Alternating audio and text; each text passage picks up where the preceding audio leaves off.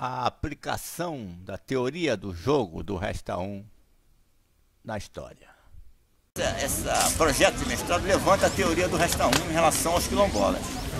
Que é a seguinte: os quilombolas, na verdade, aconteceu foi que a fazenda acabou, né, e tal, acabou a escravidão, o café foi indo para São Paulo e aqui ficou, né, sem condições econômicas. Então, eles se localizaram num canto lá da favela, mais isolado, e supostamente o proprietário cedeu a terra para eles. Então, essa história durante as próximas décadas, se eles tinham direito oficialmente, se eles tinham documentos, se eles não tinham, essa questão que depois se resolve no correr dos acontecimentos. Mas o que aconteceu em relação à teoria, a teoria se aplica no fato de que os quilombolas tinham um espaço grande, mas começaram a ser comidos pelas beiradas.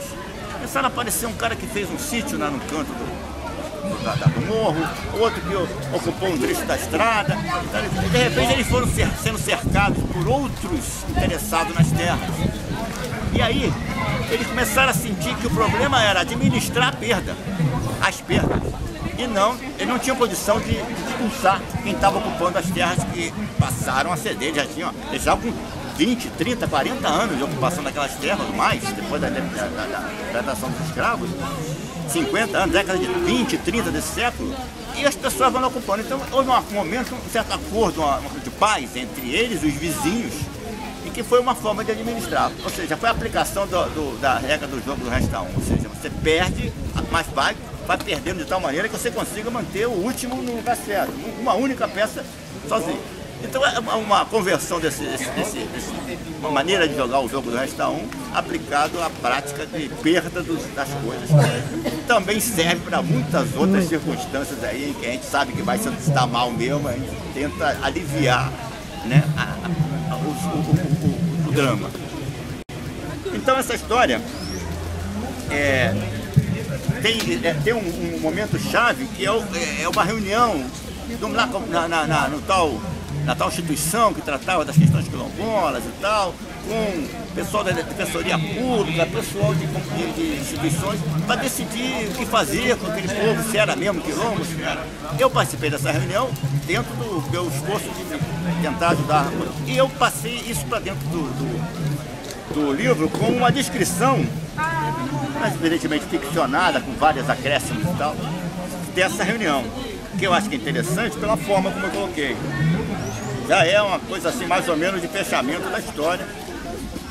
Juliana explica que o documento de doação sumiu, não se tem notícia dele.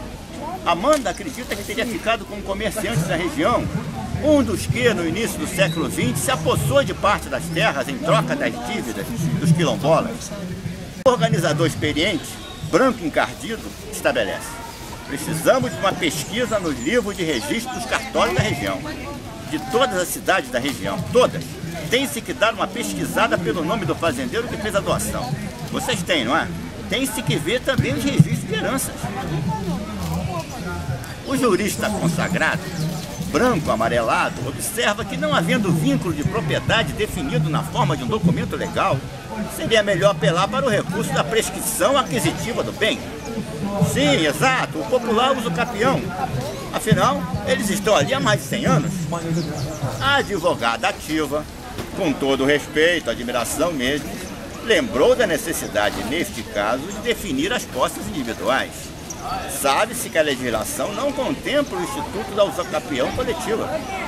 O advogado paciente, mulato claro, e o mestrando empolgado, branco fantasma, mesmo expressando a maior deferência ao mestre, concordam. O jurista consagrado aqueceu. Óbvio, com toda razão, porque, como já dizia o parágrafo, Guilherme não estava nem um pouco paciente. Então, ao mesmo tempo que há a descrição e definição das coisas, há uma relação, porque rola, claro, um triângulo amoroso nessa história, que eu não vou entrar em detalhes, porque você não leu o livro. E a coisa está acontecendo ao mesmo tempo, a reunião definindo a situação dos quilombolas, e ali dentro estão os três personagens do triângulo amoroso, e estão também se gladiando. E em cima do que fala cada um sobre a opinião dele sobre o quilombo, há também uma maneira de espicaçar o outro, de tentar se sobrepor em relação à garota que está sendo disputada. Joga esse negócio nessa reunião. E é meio que o fechamento dar andamento ao fechamento da história. Há pouco tempo, isso eu passei, sumi lá de Areal por muito tempo, minha mãe mudou de lá e tal. Agora em 2014, não sei, fui lá e vou procurar o Paulo, vamos falar com ele, vou visitar ele, porque morava na cidade. Aí, como é que estão as coisas por lá? Fiquei altamente surpreso e feliz que Boa Esperança foi reconhecida como quilombo, com um processo de auto-reconhecimento. O quilombo é reconhecido porque a comunidade se define como descendente de escravos, descendente de quilombo.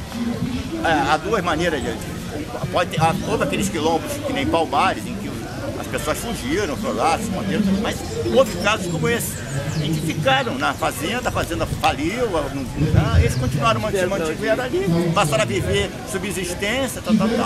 Então lá até hoje. E aí eles conseguiram o reconhecimento pela Fundação Palmares, que fizeram uma análise antropológica da história dele. Eles perderam basicamente tudo das suas origens culturais, viraram católicos fervorosos, hoje são evangélicos fervorosos em boa parte, mas conseguiram da prefeitura alguns ganhos, escolas, não sei mais, que se tornaram um bairro integrado, porque durante muito tempo era uma turma isolada, fechado lá no canto do município. E aí agora são reconhecidos como quilombola, que facilita muitas coisas, como por exemplo, crédito para plantar e tal. Eles, já nessa época que eu fui, plantavam muito especialmente maracujá. E agora eu soube que tem uma festa do maracujá em maio.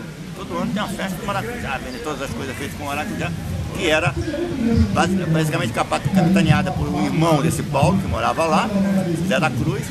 E agora são os filhos, sobrinhos, que estão no comando, foram eles, filhos e sobrinhos, que conseguiram a reconhecimento oficial do quilombo.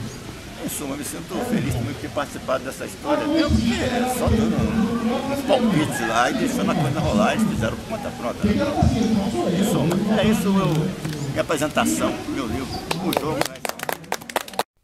Conheça mais sobre o Jogo do Resta 1 nos demais vídeos da série.